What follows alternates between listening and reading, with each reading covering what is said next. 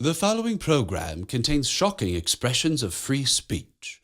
If you suffer from being tongue-tied, ankylosing, Randall might not be right for you.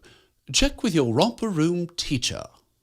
Speaking the truth when others hold their tongues. Wrestling for justice with left-wingers and crocodiles. Resisting the temptation to keep the peace at any price. The only talk show host who writes his own theme music, Randall Terry.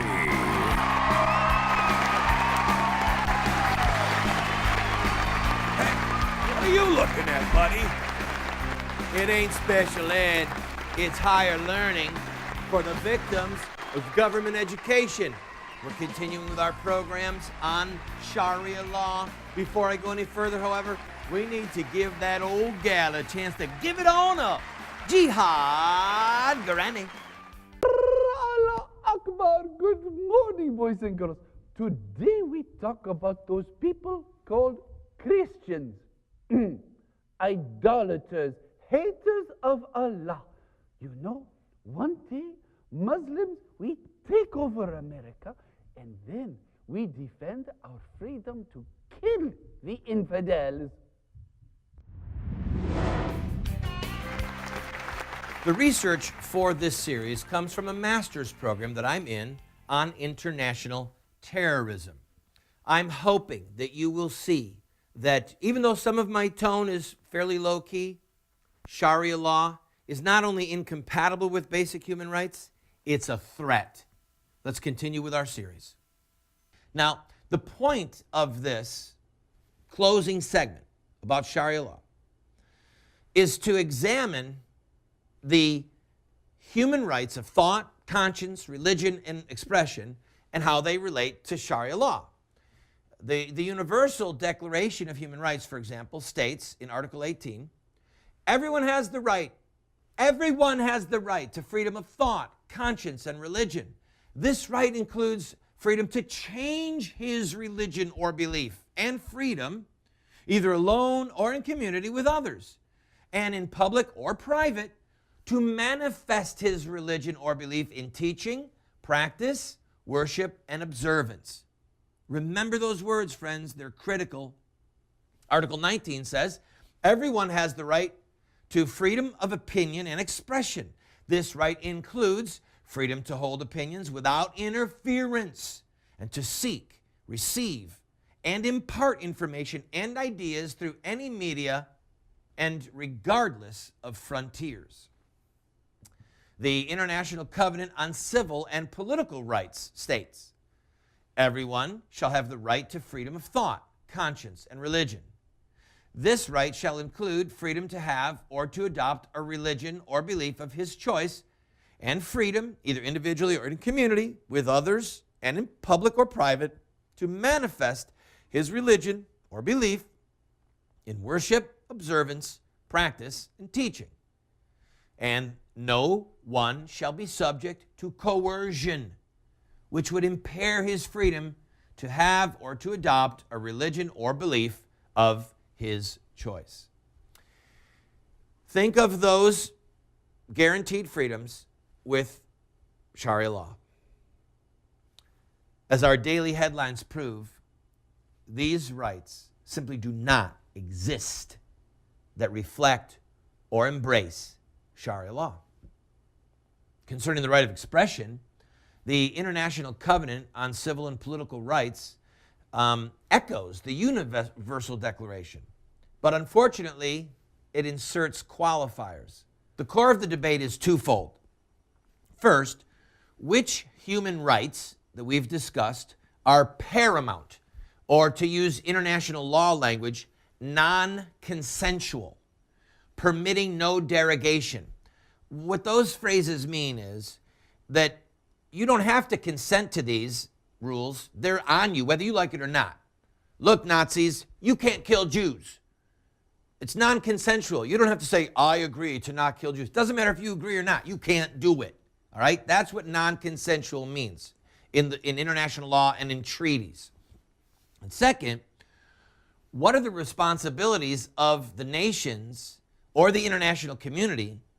What responsibilities do nations bear to individuals or minorities in nations that are suffering horrible human rights violations? All right? Human rights violations inside sovereign nations. Remember the Westphalian system? And some of these people are suffering at the hands of their own government or with the complicity of their own government while their government looks the other way.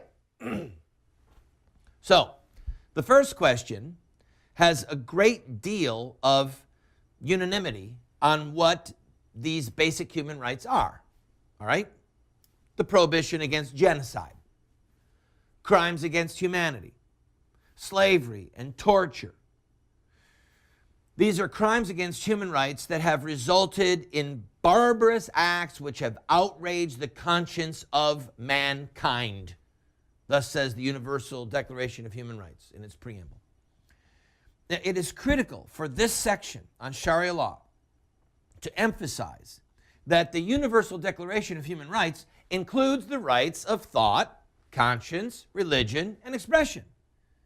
The UN Human Rights Committee that insists that the International Covenant on Civil and Political Rights include freedom of thought, conscience, and religion, and the right of people to profess their own religion. Now, I know some of you are agitated by the discussion even of international law, but you've got to stay with me on this, okay? What I'm going to tell you is critical in dealing with Sharia law. And remember what happened at Nuremberg. Men were tried for doing what was legal in their own country. So, one key question, the second one, is this. What are the rights and duties of civilized nations to protect human rights or to stop the abuse of human rights and to punish human rights violations that legally occur in another sovereign nation? And which of those human rights require some level of action from outside nations? I mean, think of Rwanda. People were being slaughtered. Christians were being butchered. Their heads were stacked up inside of churches. And what did Clinton do? Nothing. We could have stopped that. Maybe if there had been oil involved, we would have. God forgive us. We'll be right back. Don't go away. There'll be bluebirds over the white cliffs of Dover. That explains a lot about why they'll be white.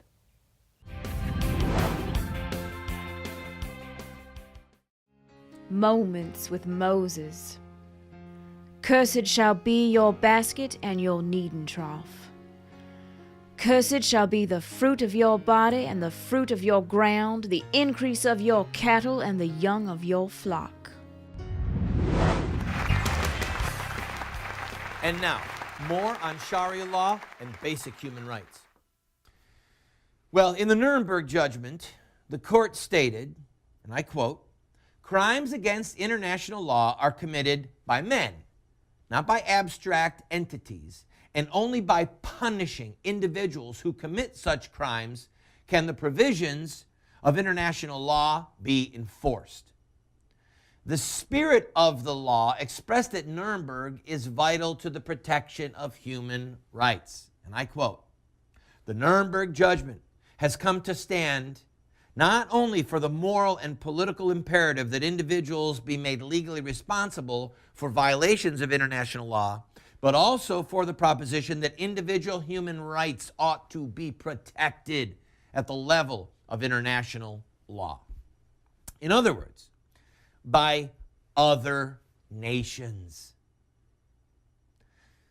Are individual rights at international law a challenge to the sovereignty of states? International rights and international law, of course, permeates state sovereignty, permitting outsiders to evaluate how well a state does, protecting the rights of individuals, citizens, as well as aliens in its own territory. All right, let us now turn to the tension between human rights as defined by everything that we've discussed and Islamic Sharia law. All right, again, what is Islamic Sharia law? Well, it's a comprehensive code of ethics that regulates all aspects of life, both private and public, and it's done for the sake of the advancement of Islam, the Muslim community, to literally spread Islam over the whole world.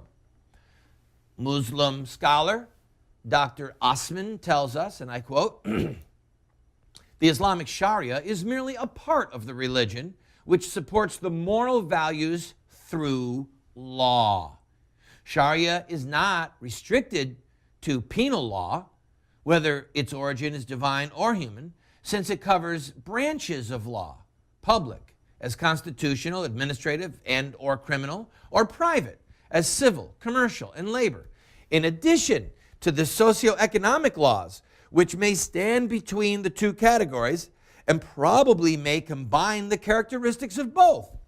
Islam is a religion whose essence is the faith and the moral values, while Sharia is merely a legal support for the moral behavior of the individual and society. The goal of the message of Islam and Sharia is to secure the human rights and dignity and to ensure justice in all its dimensions, individual and collective, political and administrative, and socio-economic." In other words, Sharia law is massively comprehensive, including penal law. And as he showed us, Sharia law is inseparable from the religion of Islam. You can't separate Islam from Sharia law and its social political agenda. And I quote, "It is obligatory on every Muslim to respect and follow the Islamic Sharia in every aspect of their life. It is also obligatory on Muslim nations to implement the Islamic Sharia and make it the source of all law and legislation." That from the mouth of Muslim scholars. Sharia law is the source for criminal and civil law in the Muslim society. Now, given this sweeping dictate, we have to again look at what is the source of Sharia law. I touched on it earlier, but I'm going to give you a more comprehensive source, okay?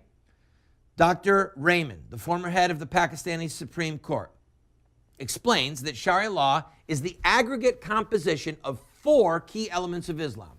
Number 1, as I mentioned, the Quran, all right, which is the word of God according to Islam. Number 2, the Sunnah and the Hadith, or the traditions of the Prophet from non-Quranic literature, okay? Muhammad's example. Quran and Muhammad's example. Number 3, the Ijma, the consensus of ancient Islamic scholars. And then finally, the Qiyas, the analytical deduction by Islamic jurists. This from his book, Punishment of Apostasy in Islam. Don't go away, and remember, you can see this as a replay at terrycast.com. We'll be right back. Fail faster, Randall. Here, let me help you out. No!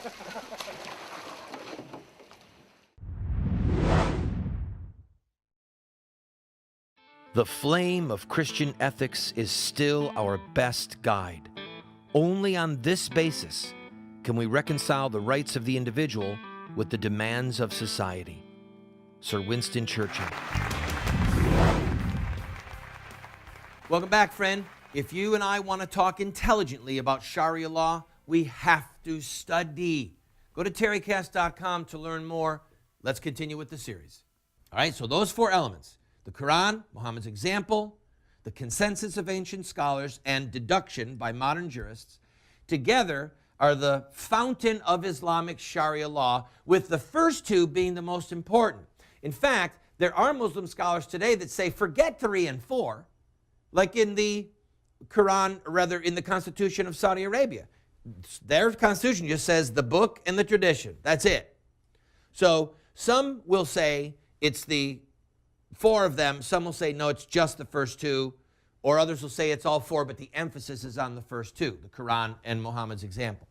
That's why this whole series is entitled, What Would Muhammad Do? All right, let's look at Islamic Sharia law today. Because lest we be tempted to think that the demand that Sharia law be the foundation of civil law is some unobserved legal relic of medieval times, I want to again point you to the constitutions of Egypt, Pakistan, and Saudi Arabia. And these examples are the norm, not the exception in modern Islamic nations. The Constitution of the Arab Republic of Egypt opens thus: Islam is the religion of the state and Arabic is its official language. Principles of Islamic law, Sharia, are the principal source of legislation. There you have it. The Constitution of the Islamic Republic of Pakistan boldly puts its commitment to the Sunnah, the tradition of Muhammad's deeds and sayings, which are the foundation of Islamic Sharia, as well as the Sharia itself, at the core of its legal system. Here's the preamble. Wherein the Muslims shall be established to order their lives in the individual and collective spheres in accordance with the teachings and requirements of Islam as set out in the Holy Quran and Sunnah. Okay, there it is.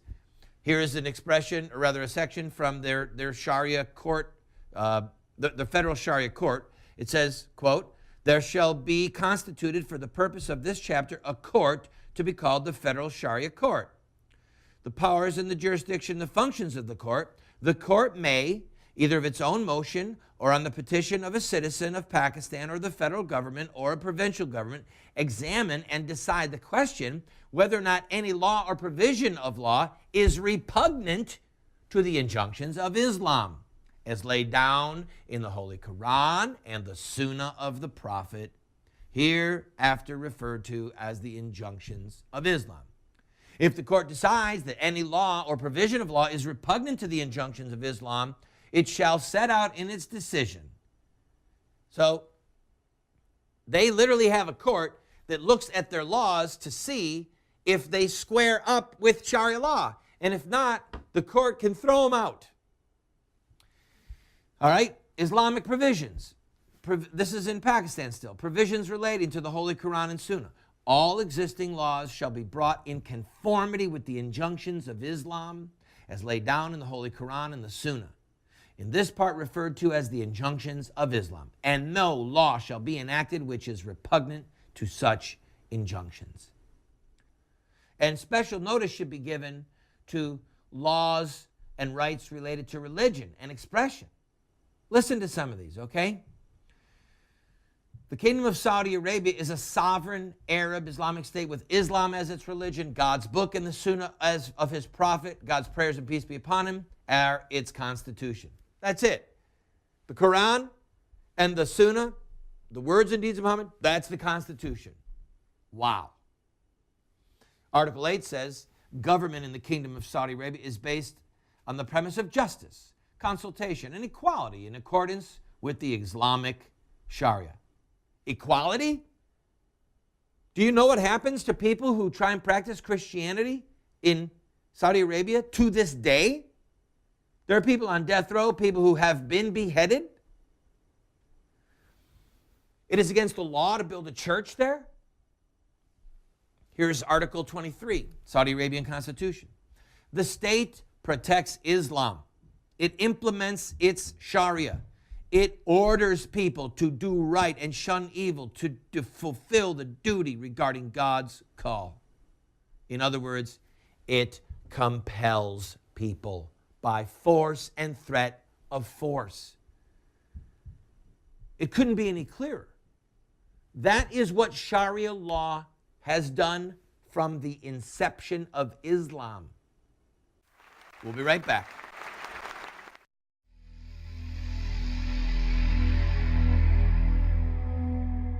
You will not fear the terror of the night, nor the arrow that flies by day, nor the pestilence that stalks in darkness, nor the destruction that wastes at noonday.